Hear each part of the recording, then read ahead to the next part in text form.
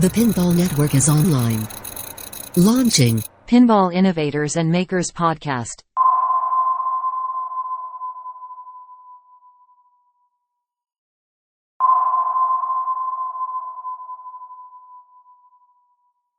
Hi, and welcome to the Pinball Podcast focused on the innovators and makers who are crafting homebrew, custom, and rethemed pinball machines, the technology that makes these personal projects possible, and the companies helping with these journeys.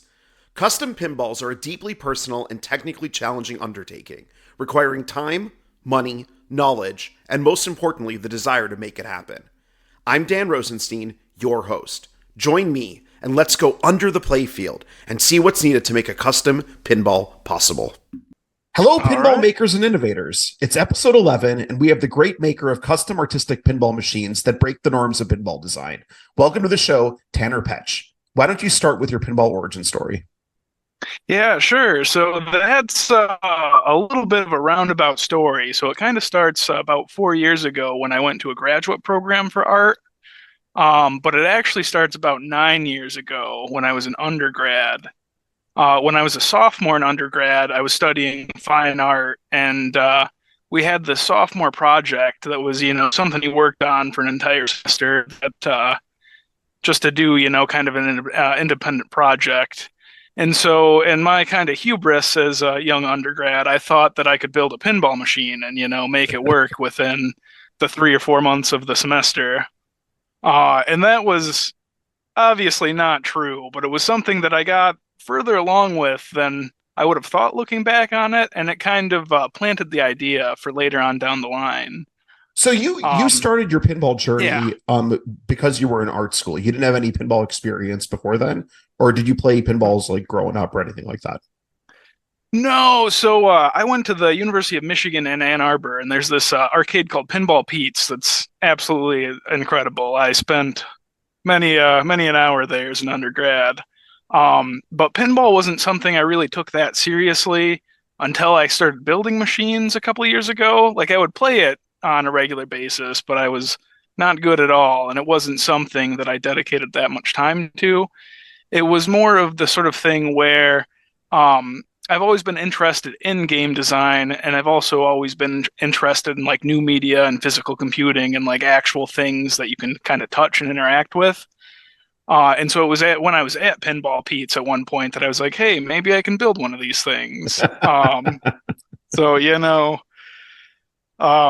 if I tried that, if I was in that position now, I may have actually been able to do it, because now you have like Fast Pinball and Mission Pinball and all these really incredible resources that don't make it easy, but make it a lot more attainable to be able to build your own games. It's really incredible what's out there. So you were in art school. You were a sophomore. Yeah. You're playing at Pinball Pete's. You're like, I think I can go build a pinball machine. And so and it's pretty cool that your love of physical computing interfaces is what drew you into this and physical art. And so can you tell the listener and me how you connected your art interests and your pinball interests and ended up starting to build a pinball machine? Yeah, so like I mentioned, I've always kind of been interested in new media, which is kind of a catch-all term for basically any art that involves technology in one way or another.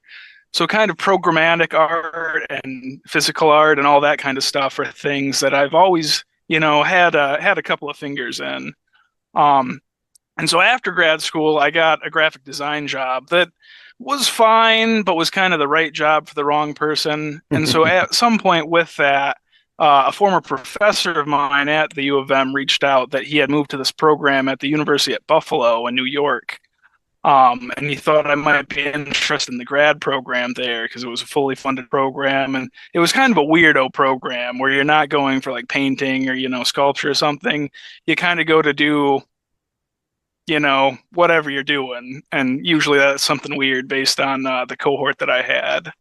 And so I went to that program, and going into it, I wanted to have kind of an overarching project where it would be one thing I'd be working on the whole time, rather than, say making, dozens of paintings and then having a show at the end of just, those paintings, or kind of doing things here or there. I wanted something a little more cohesive. And so I thought about returning to the pinball project, because it was one of those things where I tried it, at that point when I was a sophomore, and then it didn't get that far, although I still have the cabinet that I made, and the playfield for that somewhere. It's awful. Like, it's not worth actually completing as a game. But I was thinking back to that and thought that that might be kind of something interesting to pursue with that program. Um, and being the person that I am, I decided not to build one game, but that I wanted to build an entire arcade. So that was what I pursued while I was there, which ended up being kind of 4.5 games, about that. But and that put me onto the path to today, where I'm still making games and active in the homebrew scene and whatnot. So Tanner, you sent me a doc. I had asked, do you have Sure. info that you could share, and you put together this like amazing 13-page document that covers Sure. all of the machines, and it was a great ramp up for me. And my big summary is that like your games are just beautiful works of art. And Oh, like the thank fact you. that I you appreciate you that. built them through a fine art program is Mhm. pretty amazing. You talk about exploring the unexplored design space in pinball. Those were the words you used to describe kind of, I don't know if I want to call it your thesis of the work that you did, but like as you said, you wanted to have a central theme, and that is it, exploring the unexplored design space in pinball. So why don't you tell the listener about that design philosophy, and what is the unexplored design space in pinball for you? Sure. So, just to start off, one thing I can say is that a big part of my journey in making games has been independently rediscovering why everything in pinball is done the way it is. So there's a lot of things that I tried to do differently for no reason other than I thought I could do something different, and I was like, oh, that's why. Um, Half the things in a pinball machine are that way for very good reasons. Um, but so I was interested in kind of this idea of pinball machines that existed outside of kind of what you expect from pinball, just because since pinball's a physical medium, there's really no reason that it has to be, the sort of standard size where it's 20 1/4 inches wide and, 4 feet deep and the Italian bottom and all these kind of conventions that you associate with pinball are really only that way due and to kind of a combination of practicality and kind of commercial manufacturing concerns. And so I was interested in kind of exploring pinball in a similar way to how with video games you have kind of art games that are um, both in the sense that like games you can play at home and also games that you play in a gallery that kind of seek to do one thing that isn't what you would expect from a AAA game or something that you find just in the mainstream. They kind of push at the boundaries of the medium, and I was interested in kind of exploring pinball in a similar way. And Can you give it? so Can you give yeah. an example of some of those arcade games that might not be a AAA title but push the boundary of the media? Yeah, so for instance, with video games, there's this artist named Pippin Barr who is really fascinating. But he has a series of games called oh, what are they called exactly? They're like Chess 2 and Chess 3, where they're these collections that are chess, but they're all kind of, messed up, where the pieces do weird things, or like there's a chess roguelike that he made where so it's like different and your aim is to beat your opponent and progress through the game, but like the way that it interfaces with chess is different for it with each level. And so you think of chess as the super rigid defined thing, but it's taking those conventions of the pieces you have and how they move, and then using that in all kinds of really fascinating ways. Where that's the sort of thing that you're not going to get from, say, Nintendo or Rockstar, like these super big companies that are making something a little more kind of mainstream. But it's like within that realm of video games that is challenging kind of what you think of chess while still being chess and still being entertaining. Um, and there's a long history of that sort of thing, but that's one that comes to mind just off the top of my head. No, it's a fantastic example. Thank you for taking me and the Sure. listener Yeah. there. So you So as you progress to look at unexplored design spaces, and there are things that it ends up that the pinball companies did and did for practical reasons, like one of them Sure. being the width of the machine can only be so big in order to get it through standard sized doors, as an example. What are some places where, without going into the specific machines, which I do want to do, what are some places where you explored the unexplored design space and found something interesting or something unique, that you hadn't seen before and that you think can be carried forward?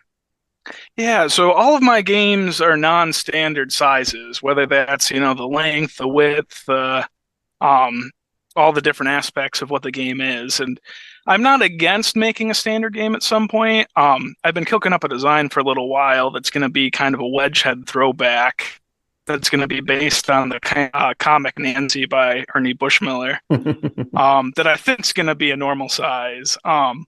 But it's kind of the sort of thing where, as long as I'm making games for myself, I'm not super interested in making just a regular game, quote unquote. And so all the games I've made so far, weird in the sizes that they are, and then weird for other reasons as well. But Yeah.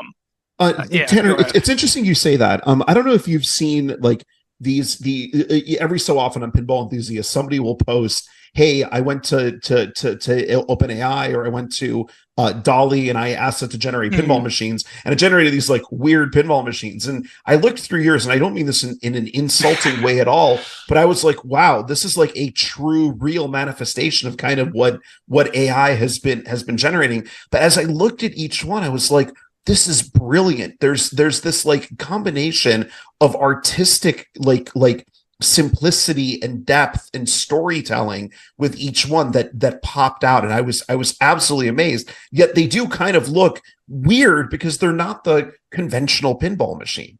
So Sure. let's start with your first, Prometheus. Why don't you tell us about what it is, and what you did with it? Yeah, so Prometheus is still probably my favorite game aesthetically that I've made. I'd not to toot my own horn, but that game looks great. I'm a big fan of that one. But so Prometheus is not super weird comparatively to some of the other games I've made. It was the first one I made, and I wanted to do something simple where, I could kind of get it made and get it done and then move on to more complex projects. So it's the standard width of a game, but it's like two-thirds the depth. It's a fairly short game, but then it's also super tall. So it gives this kind of weird, almost uncanny effect where, it's a pinball machine and it's very recognizable as that, but you walk up to it and it's not what you're familiar with as far as interacting with that. Tanner, I will say, looking at the picture, the back box is as tall as the cabinet is long. Yeah, no, I kind of, it's weird thinking back because I think the genesis of that was that I was thinking about kind of some different forms of Greek art where, you have the big frescoes where it's all these different kind of images that tell a story. And I wanted to do something a little bit similar with that, where there's not a single back glass in this game, there's two, and then there's a couple of other graphics as well. And so I wanted to, kind of play upon that. And if I were to redo it at this point, I would do it a fair bit differently from that. But that was kind of the thought behind it.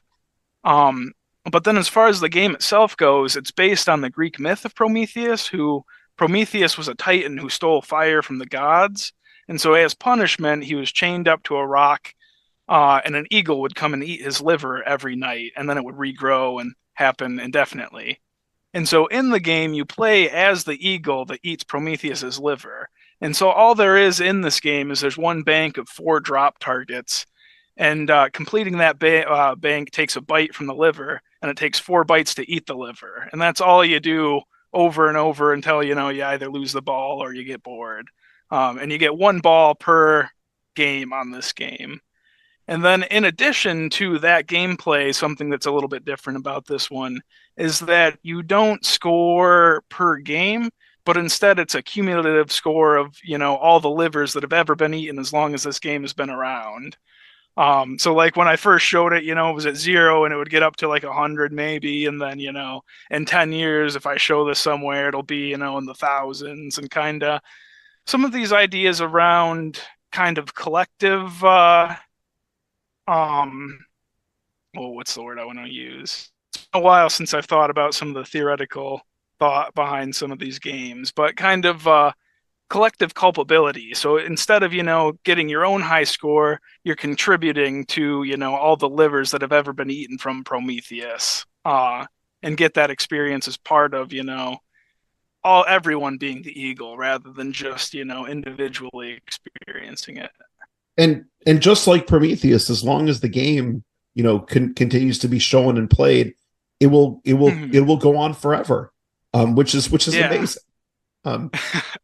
Yeah, well, and it's one too that it's kind of interesting because I made it to be super simple just because I wanted it to be you would have this very specific experience and then get all the game had to offer through that. And so, like I said, there's only one thing to do, which is a bank of 4 drop targets. But as time has gone on, I've thought a lot about redesigning that game just because there's kind of an interesting trade-off between having a very specific singular experience with something and then how fun or interesting that thing is to interact with. You get that with art games a lot where, if it's in a gallery especially, you want it to be where the person can get the entire experience associated with that without having to spend, a lot of time with it just because they don't get that time. But I don't think Prometheus is especially fun besides the novelty of just interacting with it and it being weird.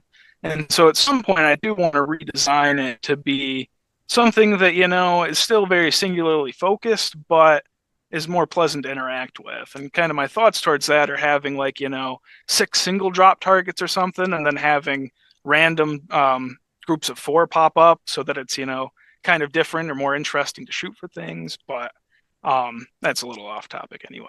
So Tanner, this was your first foray into a full pinball machine, and you're coming from an art background. You've clearly got a head that understands mechanical and how things look and how things feel and tactile aspects of it. So two joint questions. Where did you learn the electronics and electrical aspects to make the game possible, starting with Prometheus or even earlier? And what did you end up using on Prometheus for learning, coding, electronic software, the part that's not necessarily common in fine art, or maybe is more common in the last 15 years than before? Sure. So all the way back in undergrad, I had this professor named Matt Kenyon, who's a really fantastic artist, who, does all kinds of weird new media work. And he was actually the one who went to the grad program at Buffalo that invited me to go study there. So he's someone I've known and been friends with for a long time. And I initially learned how to use an Arduino from him all those years back in undergrad. And when I first started with Prometheus, I tried really hard to make it work with an Arduino. But there was a lot I didn't understand at the time about interacting with kind of high voltage circuit, all the solenoids and all the different things. And it has worked before, but it's never worked particularly well. So originally I was just using Arduino and then the Arduino programming language. And then I haven't had time to quite yet, but at some point I actually have a Cobra pin now that I'm going to stick in there just because, it's a game that has 5 coils and 6 switches or something like that. So it doesn't necessarily need a fast system, which is what I use for the more complex machines I have. But at some point, I'm going to get it running here actually off of, a real control system and Mission Pinball, just so it functions the way it should better than it does now. So in starting with that's awesome that you started with an Arduino. In starting with an Arduino and starting with wiring their programming language, how did you learn about pinball mechanisms like solenoids, like flippers, like ball launchers, et cetera? Where did that knowledge come from? Sure. So all the way back when I started as a sophomore on that project, a relative of mine actually had a Gorgar that was super junky. It was, filled with mice, and it makes me a little sad looking back that I tore it apart, but it also, I don't necessarily know if it could have been saved. So I figured out the physical aspect of all those parts back then, and I still pull parts that I pulled from that machine once in a while, and I'm still going to use that magnet at some point. But so the physical aspect of how those mechanisms work is a lot more intuitive to me, and especially since I was exposed to those a lot earlier than some of the other stuff, as compared to, some of the stuff that came later that was a little more difficult to grasp. And it's the sort of thing where now at this point, like 70% of the parts I use, I order new either from Pinball Life or Marco. Um, but God, was that 3 years ago? I bought like 5 playfields off of someone that I still pull parts from as well. So it's the sort of thing where actually having the parts in situation, being able to examine them helped a lot when I was getting started. Um, and then it's kind of funny because I work as tech once in a while now. Usually someone hears that I know about pinball machines. It's like, hey, will you repair my machine in my basement? But it's kind of funny because I started building machines and then repaired machines after that, having the knowledge of how they work from building them. So it's kind of a funny backwards way of getting into repair work. But Tanner, nobody's story is a replica of somebody else's, but I think it's reasonable to say that your entry and the order of things that you did is definitely not a traditional way of doing it, and it's completely impressive and exciting to be talking to you about it. I did have a question about Prometheus before we move on. I noticed that the flipper arrangement, the flippers are at a very steep angle. That game. Yeah, And so that game has 2-inch flippers now, so they're at a normal angle. But what had happened was I did kind of a last minute adjustment of the play field where I moved the flippers closer together, but I didn't realize that would make them too close with 3-inch flippers that the ball couldn't actually drain through the flippers. So at the time that picture was taken, when I was first showing that game, that was the solution I had so that it would function closer to how it should, even though, it's not ideal. So eventually, at some point, I learned that 2-inch flippers existed for one thing. And so I ordered a couple of yellow ones from Marco, I think, and stuck them in. And now it looks a lot more like a normal game. But yeah, no, it was, and that's happened with a lot of the games I've made where, like, I'll make a modification to something without fully thinking it through, and then, have to deal with the consequences of that. At this point, I'm a lot better about not necessarily making those mistakes, but at least along the way, that happened a fair amount. So let's move to your next machine, Sinkhole. Why don't you tell the listener about that? Sure. So that's a game that has a couple of things going on. So the first thing is that it's a wood rail throwback. So one thing is that I'm a woodworker. I make a lot of furniture and, do a lot of fine wood projects like that. And so I did want to combine that aspect with the pinball project just because I was making all these games and they were all, fully digital fabrication where, I'd design it up, I'd cut it out on the CNC, put it together, and there wasn't a lot of room for that kind of handwork that I really enjoy. And so I thought that it would be fun to do, a wood rail style game to be able to incorporate that and, do some different things stylistically. Like one thing as well is that the cabinet art is a lot more complex than you find of games of that era, but it was a stencil process where, it's 2 colors plus the color of the cabinet. And I use some limitations from how they did, that kind of artwork and aesthetically of games of that era, but then dropped the things I was less interested in. And then the other thing about that game that's probably even more noticeable is that it's a little hard to tell from some photos, but it actually tilts downwards away from you, so you play it backwards. It's a little bit like the lower playfield in Black Hole or a Haunted House, where it plays opposite from you. And so I combined that idea with the wood rail idea just because as I was first tinkering with it, a more complex game, the line of sight you had didn't really work out with a multi-level game. So doing kind of a simpler style of game along with, being backwards kind of ended up making sense. And then it's also a little hard to tell from the photos, but this is actually a fairly skinny game. It's only, I think, 18 or 17 inches wide, so it's only a couple inches thinner, but you can feel it when you're playing it that it's kind of, different in that way. And then it's also a little bit longer than a typical game as well. But There's a thing that I used to do when I was a little kid when I'd walk up to pinball machines, and I've seen plenty of little kids do this when they come up to my machines or at shows. And like, I would go and trace kind of like the metal work or the ball paths and like get a very kinetic feel, even if I wasn't, like pretending that I was the ball.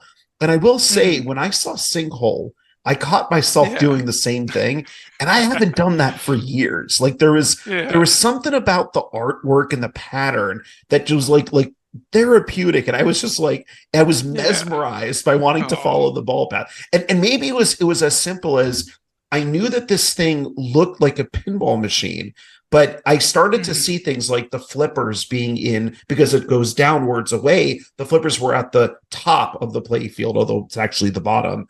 And then like the way that the ball launch comes out is actually to the player and back, because it goes to the traditional bottom of the cabinet. And I think it was like kind of that inversion that actually brought me in to the machine. I was really amazed with it, Tanner. Oh, I'm glad to hear that. Um, Yeah, oh, go ahead. oh no, please go ahead. Oh, I was just gonna say that's one as well that actually does have a Cobra pin in it now, and I took to a show a couple of years ago, so that one does function um, like it actually should for the most part. But it just to describe the playfield a little bit as well. So one of the things in it is that I was interested in the really kind of esoteric themes you find in like 60s games and 50s games where like, there's like Toledo, like there are these games where the themes are just, some generic idea and then, there's not a lot explained about it. And so I wanted to explore that a little bit with the theme of this one, but I wanted to integrate it with the playfield more than is usually done on those games. So there's 3 sinkholes on the playfield where one is, just a normal kick out hole towards the top. There's a medium-sized one that's a pop bumper that's in kind of a bowl shape that looks cool, but in reality functions more or less like a normal pop bumper. It doesn't do anything especially weird. But then towards the bottom third of the playfield, there's a big funnel, so kind of like the whirlpool and Whitewater or something like that. But it's a big, kind of funnel, and then it has a kick out at the bottom, so it gets down there and then spits it back out to the flippers. But I wanted to explore having, that kind of feature where it tied in with the theme and then tied in with the playfield and did something a little weird in relation to that. That's awesome. So yeah, there's just like I said before, there's just something mesmerizing about and actually following how the ball will go into that sinkhole and actually envisioning it. It was I was like 10 minutes went by as I looked at this thing. So your next machine was Sisyphus. Yeah. Why don't you tell the listener about that? Yeah, so that one is more of a pinball adjacent machine, as I would describe it, kind of like how pitch and bat and some of these things aren't, exactly pinball machines, but are still within the realm. So this one is similar to ice cold beer, where it's a bar that goes up the playfield with a ball balanced on it. And it, follows that basic gameplay. But this one is like 2.5 feet wide and 9 feet tall. It's pretty enormous, which makes it hard to move, that I didn't initially think about when I built it, but makes it look neat in person. But so this one, it's not like ice cold beer where there's a series of holes you're trying to get to individually. Instead, it's based on the Greek myth of Sisyphus, a little bit of a theme going on, where Sisyphus was a king who tried to cheat death and then was punished by having to roll a boulder up to a hill only for it to roll to the bottom of the hill. And, he has to do that for all of time, similar to, Prometheus having his liver eaten for all of time. And so in this game, originally it was going to be a more normal pinball machine, or I even thought about doing like a vertical game, like Bonsai Run. Um, but then I discovered ice cold beer existed, and it was kind of perfect because you have a mostly vertical surface, and you're literally rolling a ball up it. So you're rolling a boulder up the mountain, and so the playfield I came up with is a lot kind of snakier and thinner, and it kind of goes to a triangular point where there's a hole at the very top. So instead of trying to get to specific points along this playfield, you're just trying to get it all the way to the very top. And then this game is actually two-sided. So once it gets to the top, it rolls to the other side of the machine, and you run around, and you do that as many times as you want to. Um, and the play, I'm at the playfield's actually something I'm pretty proud on this game as well, because I tried to design it where it wasn't necessarily super obvious, but there's like a super obvious main path, both in the colors and kind of the actual area of where you can go. But it kind of goes back and forth in the longest way possible. And then so along this, there's different ways where, um, if you're really good, you could do this super quickly just because there's a fairly direct path all the way from the bottom to the top versus, it's going to take you a couple of minutes if you're doing, the obvious path. So I tried to do some of those game design ideas where it existed within what you could see, but it wasn't necessarily telling you how to interact with that. It was kind of for the player to discover as they were playing the game.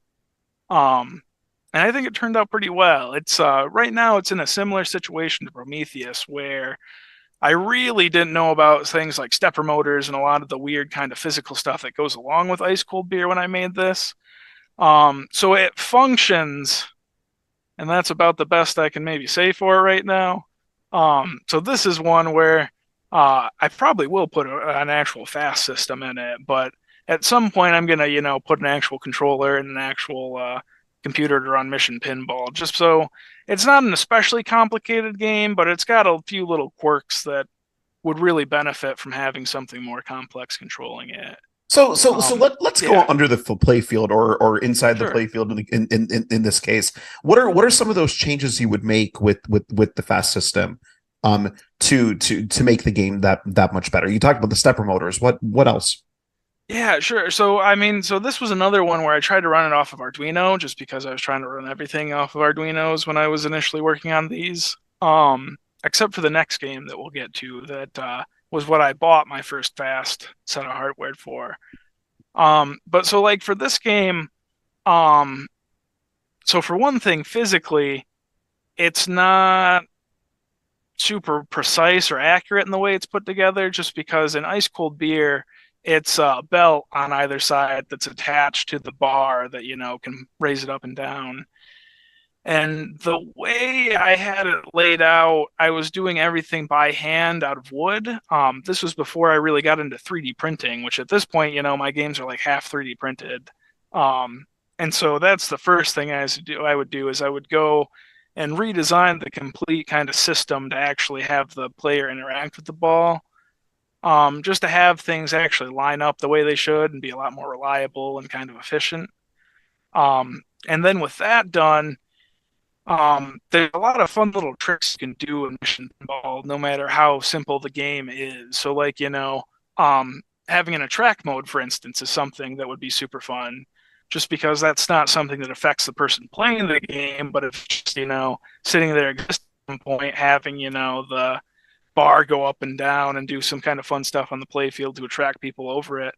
Like, it's the sort of thing where pinball machines are kind of collections of details where none of the things individually matter that much.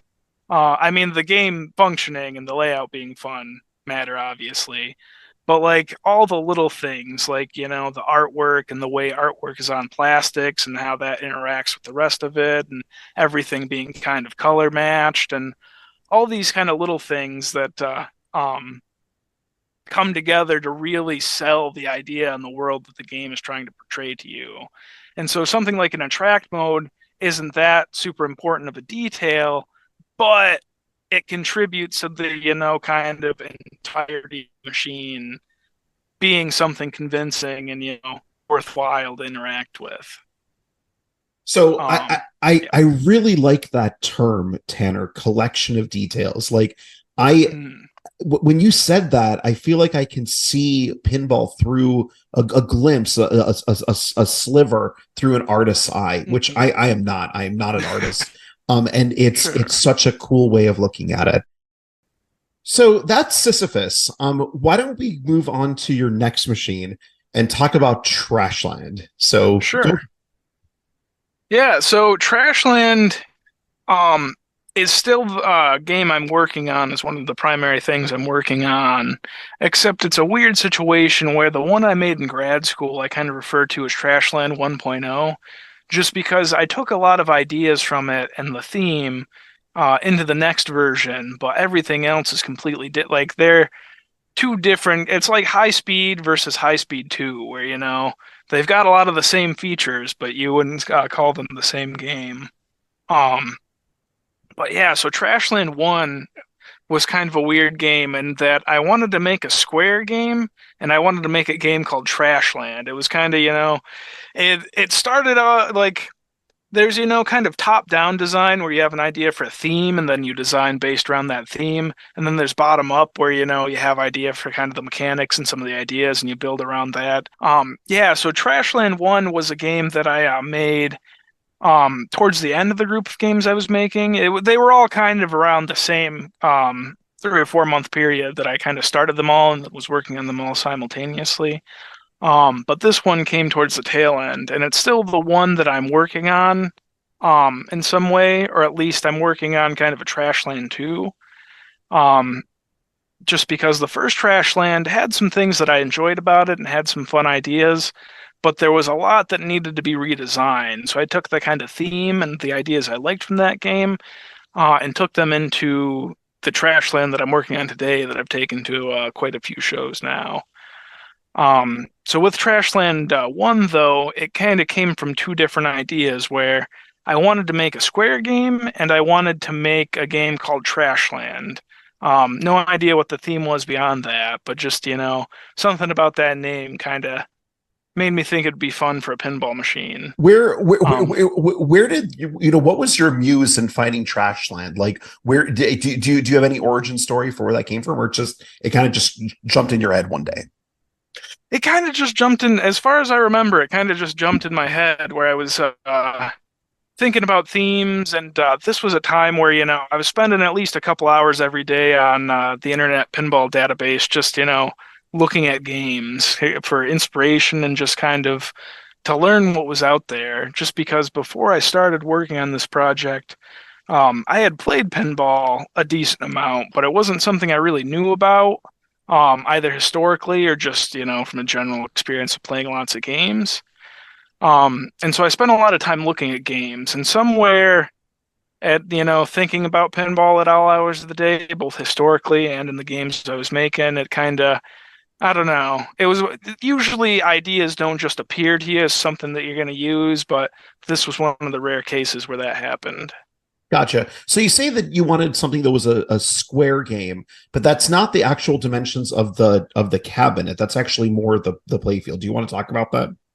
Right. So Trashland 1.0 is actually pretty close to Square. The playfield was, I believe, 27 by 27 inches or something like that.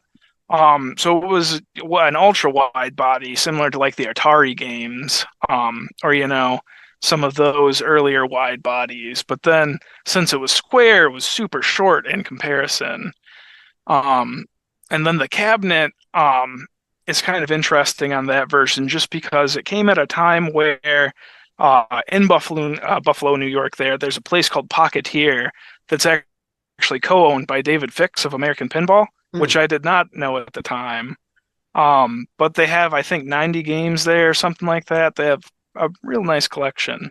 But they have a Centaur 2, which was one of the three games that were made with leftover Hyperball cabinets. Mhm. And I really enjoyed the Centaur 2 specifically because it had the really nice red glowing displays, but then it was behind a kind of dark smoky panel, so you wouldn't see the displays if they weren't on. And that was something I really enjoyed the effect of for that game. So I designed the Trashland 1 cabinet in a similar way to those hyperball cabinets, where it had a weird kind of tiered design where the head didn't have anything in it. It was just the back glass, and then the actual display was lower down in the cabinet. Um, and that was something I abandoned with the 2.0 version, but it's something where I still appreciate those hyperball cabinet games of 8-Ball Deluxe, Centaur 2, and Mr. and Mrs. Pac-Man. But yeah, Tanner, yeah. For those that might not know the history, do you want to quickly talk about what like why those are weird and what their connection is to hyperball? Yeah, so Hyperball was, I think, 1987. I forget the exact year, but it was a Steve Ritchie designed game at Williams where it wasn't a pinball game, but it used pinballs, so it was kind of pinball adjacent. But it used kind of a machine gun turret where you could aim it with a handle, and then it would shoot a ball as many times as you could push a button. And the gameplay was kind of like Space Invaders, where you were trying to, stop these advancing targets. As far as I know, Williams expected it to do really well, but it did not, because it's not very good.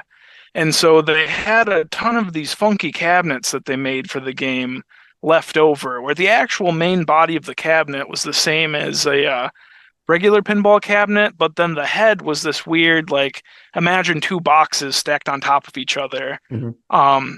And they're super funky, but they had a bunch of them left over, so they did runs of 8-Ball Deluxe, Centaur, and Mr. and Mrs. Pac-Man to specifically use up those cabinets. So that's why, you find your regular Centaurs, and then you find your Centaur 2s, where I think they're super neat, although it's just a shame you don't get the actual full back glass you get on a normal game.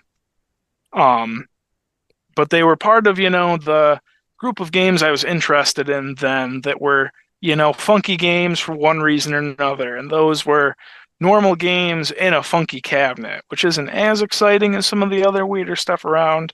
But I thought it was kind of neat then, still think it's kind of neat. So you took a wide and short. You created a wide and short game with Trashland 1. What was your theory on creating those properties? Yeah, so that was again, the initial genesis was that it was a square game, and so as part of that, just when I was initially thinking it through, you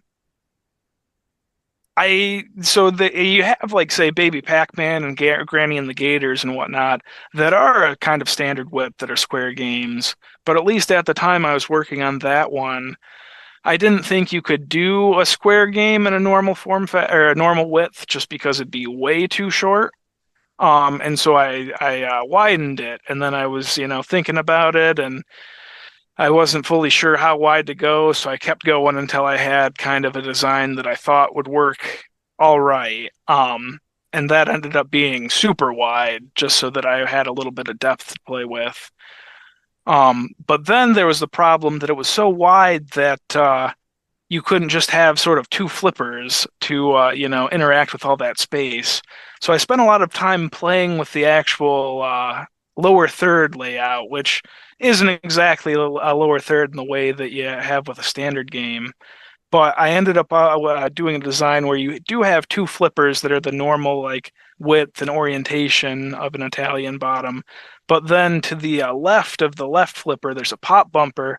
And then above that, there's a steep angle third flipper, kind of like you have on, say, High Speed or some of these other games where you have an upper flipper at a fairly steep angle. But it's all kind of condensed and squished into the kind of main area of interaction. And the thought about that was that I'm not a big fan of scissor flippers. There's something I've come to appreciate a little more over time, but I just, I don't know. To me, they're in a weird space where they're used in wide body games to take up that additional space.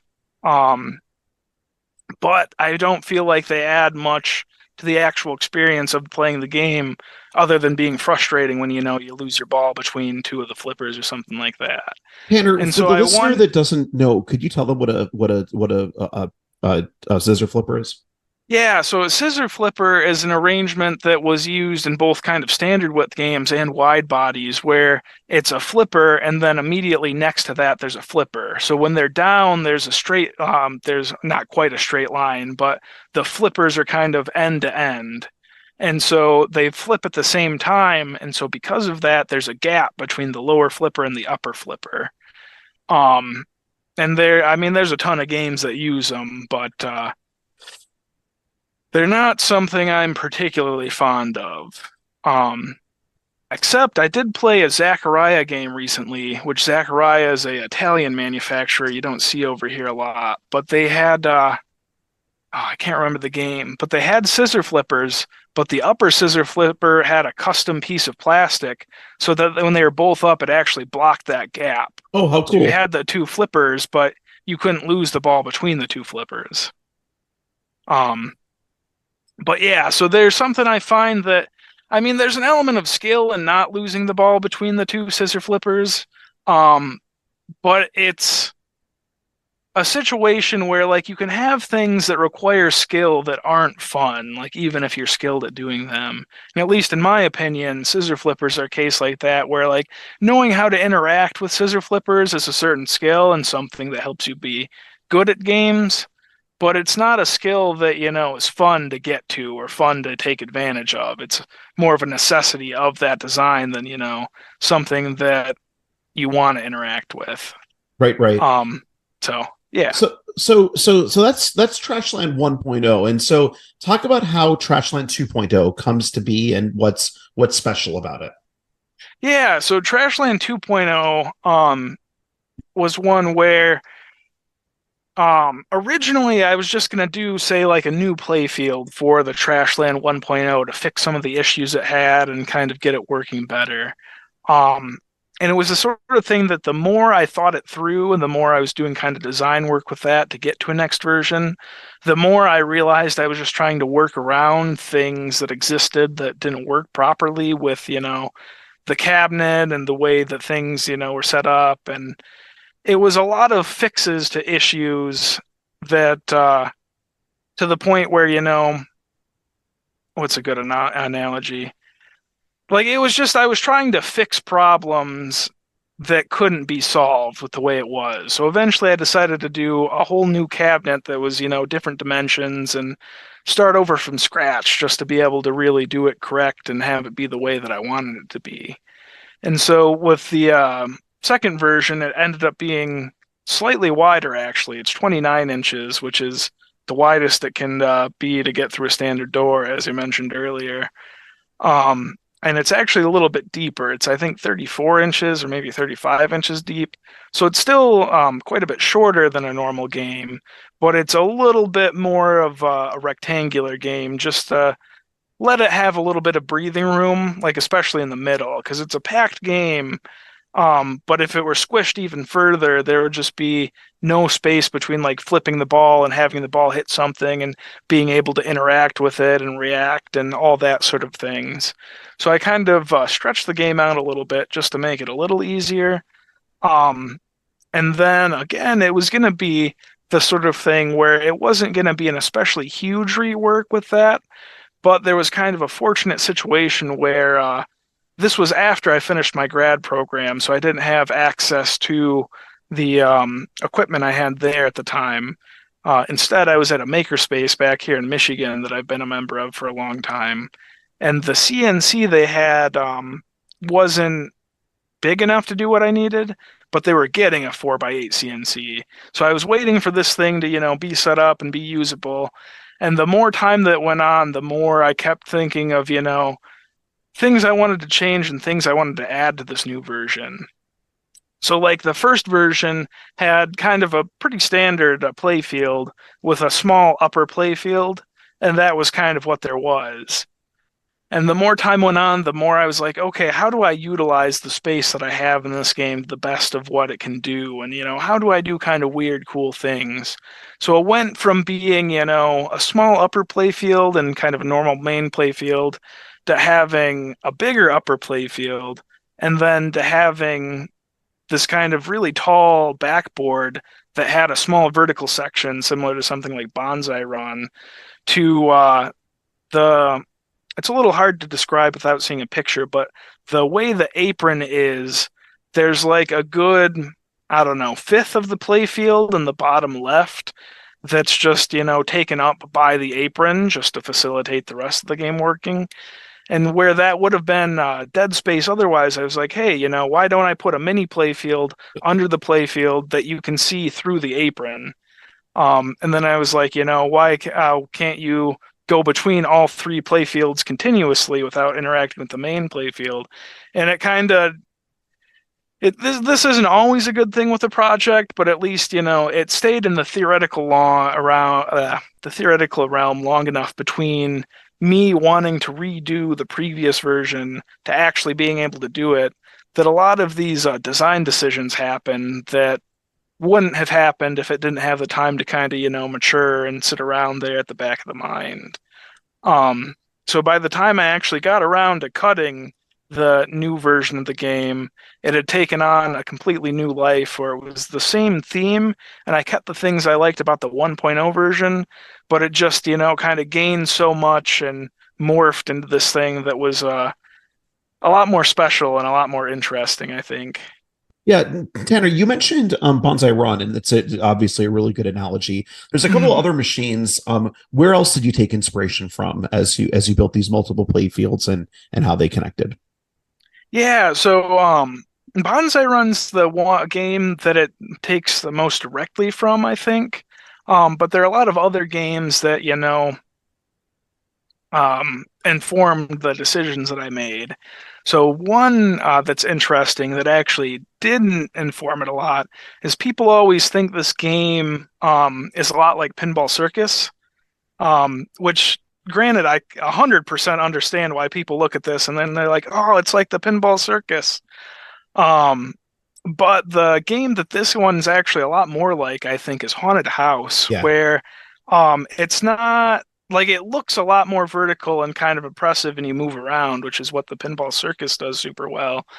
But the thing I really wanted with this game was for you to be able to go to all the mini play fields, multiple times throughout even like a quick game, just because there's kind of an issue, I think, sometimes where when a game has a mini play field or, some kind of really special feature that you like want to interact with, but then it's, difficult to do so you don't get to every game. Like I think like about Black Hole, for instance, where I have entire games on Black Hole sometimes where I don't ever get to go to the lower playfield, which feels bad as a player when that happens. Yeah, And so I wanted, you're yeah, absolutely spot on. Black like every time I play Black Hole and I can't get to that lower playfield, I'm like, do I want to dump another quarter in here or go play something else? Like I'm yeah, totally with you. yeah. Well, it's like if you're gonna have a cool thing in the game, but then not have it do that cool thing every game, like that's just a weird kind of friction point where as a player it makes them maybe not want to interact with it more. It kind of turns them off from um doing something with that game. And so in a Haunted House, conversely, the entire time you're playing that game, you're going to the upper play field, you're going to the lower play field, you're back on the main play field, you're going between the lower and the upper, Right. and you're just moving all around that entire machine the entire time you're playing it every single game.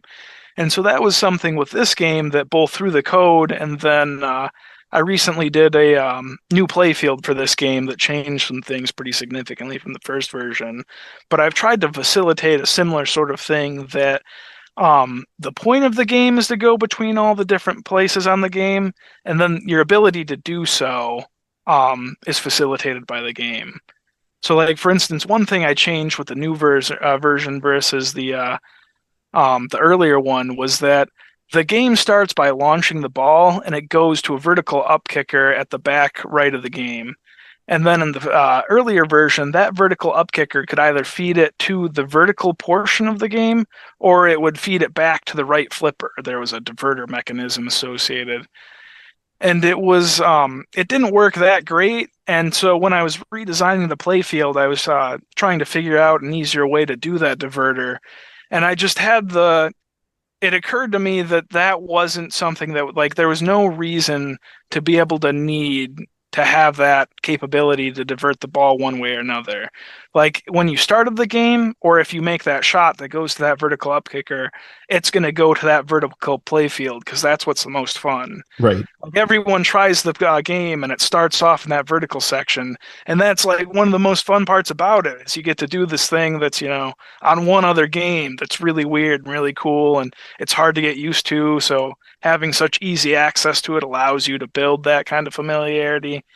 And so as I've kind of worked through this game, I've tried to figure out those points where I was trying to do something, and the things that didn't facilitate the fun of the game, I dropped. Which, with this game, it's a lot more meant to be like a commercial game versus the other games like Sinkhole or Prometheus are a lot more art games in the sense that they're, full games that you can play, but you play them like once, have the full experience, and you don't necessarily play it again. Whereas Trashland, I wanted to have it be more like a commercial game where there was a deeper experience and a lot of replay value there to explore through the game. Yeah, and you talk about that the ball launch going to the back area and out onto the vertical. I had noticed that in one of the video clips that you put, and it not only creates a magic moment that you end up on the vertical playfield, but also there's kind of a surprise that you're going to end up on the vertical playfield. And you have to, the very first time you do it, you're not necessarily flipping, the ball's going to come back down. But the second time, you're going to know to hold that flipper up when the ball's being ejected. And so I may have given away the surprise to all the listeners. Now you mentioned earlier about 3D printing. Do you want to talk about leveraging 3D printing and your skill set with 3D printing as this version 2 came together? Yeah, so it's the sort of thing where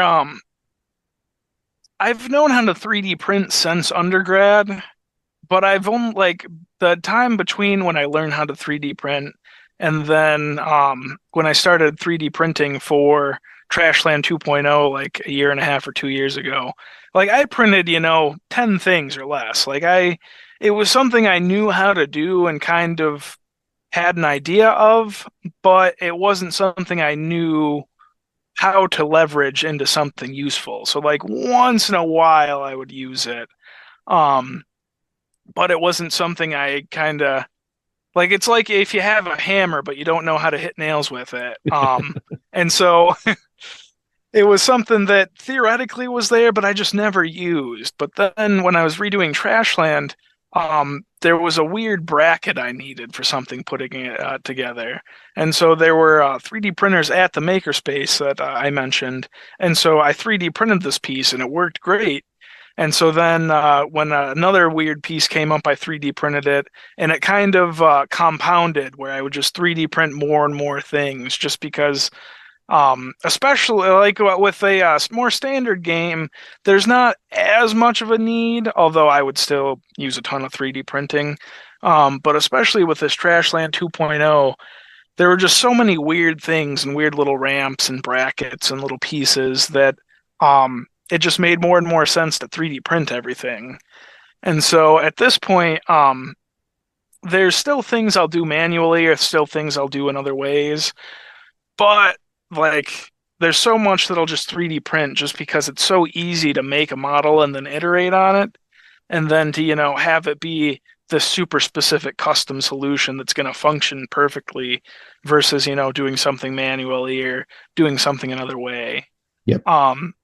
So yeah, it's just, I have 2 3D printers at my home at this point, and they're both from Elegoo, and not an advertisement, but they're super cheap and they work super well. So it's like 3D printing also used to be a lot more expensive, I feel like. So that was maybe part of why I didn't do it as much. But like one of my printers cost me $100 and I've used it basically every day since I got it and it still functions perfectly. So it's similar to a lot of things with custom pinball where the access to some of these tools exists so much easier that, I don't think, especially for a one-off game, there's any reason not to 3D print a bunch of it. Yeah, and you've done a couple interesting things. Like I noticed you had a loop that you shoot. It's like a half a loop, and the ball Yeah. actually comes flying back because it goes up the loop and comes back towards the Yeah. flippers, which is a cool 3D printed part. Yeah. You've also done some innovative things. Like you've got, and it's not like it's not like it's the first time it's been done, but you did put a bumper instead of a left sling on Trash Mhm. Line 2. And then it's kind of like Spanish Eyes or Rick and Morty. Mm. You're bringing some definite different style to pinball, which is awesome, and bringing back some concepts that may have been tried, didn't work perfectly, and abandoned, where instead some refinement might have actually made them better. um Mhm. so I wanted to ask you, do you feel that there are designers currently working in pinball that you feel are pushing the envelope, or designers that did push the envelope in different ways, or those that you're taking inspiration from? Yeah. So, I gotta think for just a second about how to answer that, because there's like all of the kind of legacy quote unquote designers that still, make games like Pat Lawler, Steve Ritchie, or, all the people still working. I admired a ton. Like Pat Lawler might be my favorite designer. He's up there. Other things notwithstanding, John Trudeau is also a designer whose Yeah, design work I admire a lot. I But admire his design work as well. So we can um, just leave it there. but like, cause like the guys who have been doing it forever, they're good at what they do. They make good and interesting games. But I do think we're at a point where some of them don't necessarily push the envelope, like you mentioned, maybe as much as they did with earlier games. And so I think a lot of the newer guys make really fascinating games. Like Jack Danger obviously made an incredible game with Foo Fighters, which, the thing I appreciate the most about that game is how there are no pop bumpers in it. I don't hate pop bumpers, but I also think there's, pretty specific use cases for them, and they're maybe applied a little bit too liberally in designs. Or like, Scott Denisi also is someone who makes really fantastic games. I haven't gotten to try Final Resistance yet, but I really look forward to playing that one at some point. Yeah, I've got a Final Um, Resistance on the way. I'm on the list, so it should be yeah, manufactured in August or September. So I'm super excited for it. yeah, no, that one looks great. And then I would honestly say that this is a little bit cliche to say maybe, but the homebrew community is the one that I take a lot of inspiration from, just because 100%. I think I mean, obviously that's a big part of the point of this podcast, but there's a lot of innovation within homebrew of people, whether it's because, they're naive about certain things or because they want to do something weird that happened in one game they really like, or like there's a lot of innovation in homebrew and a lot of, um, weird designs that you don't necessarily see from the manufacturers that I find really inspiring. And I mean, obviously, that's the case with people like, Ryan McQuaid or Mark Seiden, where they made really fantastic, kind of professional quality games that also happen to do weird things because they were homebrew games. And so I'm not a part of the pin dev Slack, but I'm on the fast Slack community, and that's one that I go to all the time just to, talk ideas through or, talk about else's ideas with them. And so that kind of community is one that gives me a lot of inspiration as I design games. Yeah, I love what you said, and I very much agree with your assessment. The one other one that I would add on there, I'm not saying you need to, is I feel that Dennis Nordman has really been trying to push cabinet design and push innovation, even if it's gimmicky or Mm. interesting. And what he pulled off recently. I know he's been Yeah, trying to I do that love for Galactic Tank years. Force, so Yeah, I completely agree there. yeah. Um, So and where can folks go to play any of your machines, or will they be at shows coming up? Yeah, so the next show I'll 100% be at is Expo this year. I'll have Trashland there, and I might have Prometheus or Sinkhole as well if I have a little bit of time to get those put together. And then I have a secret project that's been the main thing I've actually Ooh. been working on for 8 or 9 months. That's going to make its debut at Expo this year. So that's a project I can't say anything about yet, but one I'm really excited for people to play. Tanner, I'll be at Expo, and I look very much forward to seeing the secret project as well as anything else you bring and meeting you in person. So, what advice would you have for an up and coming maker or innovator who wants to get their feet wet, doesn't know where to start? Like, what advice would you give them? Yeah, I would oh, that's a tough question. It's the sort of thing where I would say take the thing that you're good at and then start with that. So whether that's, doing something physically or whether that's doing something through software, and kind of start a project through what you're comfortable with, and then you can expand outwards into the things you're less comfortable with as they're needed. I think if you tried to start sometimes with, the part you find really hard, you're going to get discouraged a lot easier and give up, a lot quicker than you would if you start with something you're comfortable with and then, expand out in ways that you can handle while still having that core. So it's going to be a little bit different for everyone just because these are such kind of massive, complex projects. But I would say that's kind of the way I would recommend people start if they want to. Yeah, Tanner, I think that's awesome advice. And for you starting on the artistic side, on the fine art side, on the woodworking, which were the things that you knew, and then picking up Arduino and then moving to Cobra Pin and then moving to Fast, like that is an amazing journey. And it's absolutely an honor having you on the show. The stuff you do is like it belongs in a museum, and it belongs to be played in a museum and appreciated by folks. And I cannot wait to see them at Expo. Whatever. I appreciate that. So there's this guy named Tim Hunkin, who's an artist he's based in the UK, but he makes these really incredible electromechanical arcade machines where they're like if you think about like the ones where you like put a quarter in and then there's a physical like automatons, but they're actual games. But he has this place in London called Novelty Automation that's an arcade he owns that's entirely populated with games he's made. And that is my dream one day to have, something similar to that. So that is awesome. Well, at Tanner, some point. Yeah, no, I hope you make it. That would be awesome.